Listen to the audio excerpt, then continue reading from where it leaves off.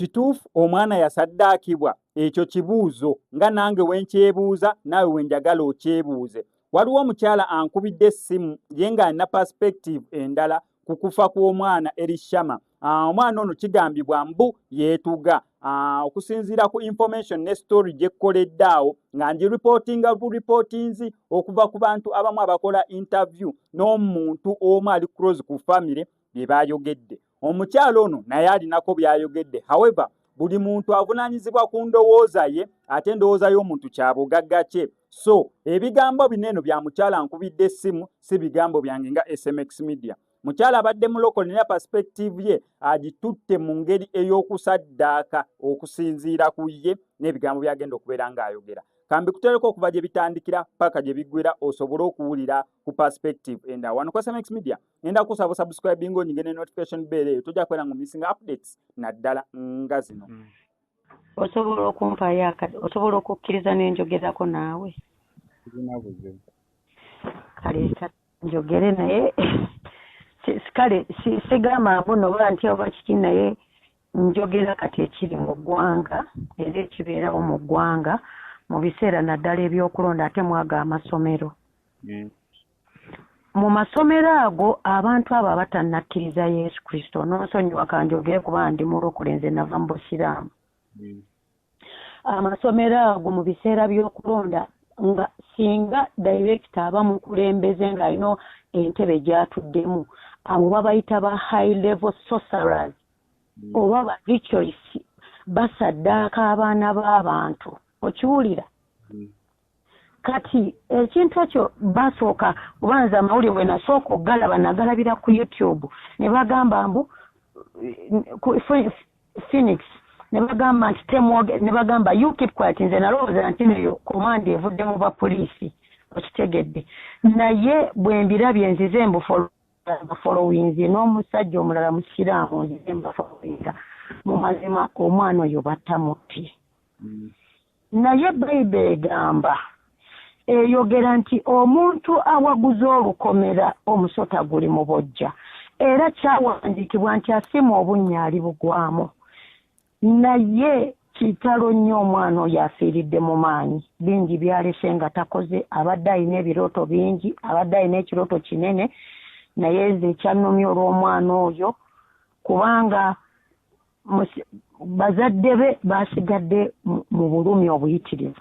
Weewaawo abantu bakomentinga nga buli omu bw'ayagala kubanga tafiirwangako mwana tafunangako incident bwetyo naye nga go amazima nze kale njogerako naawe munnamawulire bw'onooba ofunye akadde oba onookifreezinga otya osobola okiyisaawo ku media ti abantu abaana twandibatutte mu masomero agalimu Katonda omutuufu. Okiwulira? Kati abo balina masomero bakola ssente tebafuddeyo ku bulamu bw'abaana. Imagine director omulamba omwana naafa n'otafaayo kugamba nti nno kaŋŋende oba kansindike emmotoka egende. Actually ekyo kiba kyetaagisa n'otuma abaana okuziika ba classmates be oba essomero oba bastaafu oba naawe mwennyini okwesitula. Naye kibi nnyo kitalo nnyo omwana oyo yafiira mu maanyi. Yannumye kubanga nze ndi muzadde ate nze sisobola commentinga nga ababala bwe bazze bakomentinga buli omu akomentinga nga bw'ayagala ng'omusajja aleeta akajanja talina akajanja kaleeta tebafiirwangako baana. Okiwulira mukwano? Naye kati ezo bwe zibanga ddala 3 weeks emabega wafaawo omwana ate 3 weeks past ate era wazzeewo okufaawo omwana. Nze bwe mba ndi muzadde nga ndi muzadde w'essomero eryo omwana wange aliyo ngenda bugenzi ne mujjayo. It is not the only school.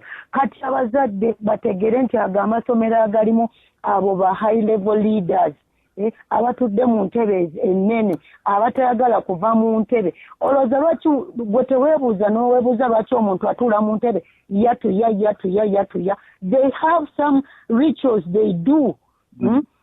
Balina rituals ze bakola ku lw'entebe zaabwe. Sometimes ayinza n'okuba yatunda omwoyo gwe nga ye bakola amasomero nze bangi bempulidde nze nkubuulira bangi abo bali mu buyinza bangi bempulidde nga balina amasomero bwe baba tebalina amasomero balina hotels okitegeera bwe baba tebalina hotels balina ebifo ebikuŋŋaanya abantu okitegeera nti when it comes to that time of sacrifice they just render but they just give in okitegeera naye oyo omwana batamutte according to the information from the parents batamutte naye byonna mu byonna tewali asiga nsigo Galatians 6:7 egamba Katonda tasekererwa omuntu buli kyasiga kyalikungula naye abaana ba Kristo Muyingo n'abazzukulu b'emirembe gyonna 14 kabalabye kubanga ogwo omusaayi gugenda bakaabirangako nga gubatambulirako yandivuddeyo naawe amazima lwaki bwe bamugamba mbu tojjaayo maiti gireke bode gireke tujje ku siini tulabe eddala oba omwana afe ekyo kiraga nti he sacrificed the boy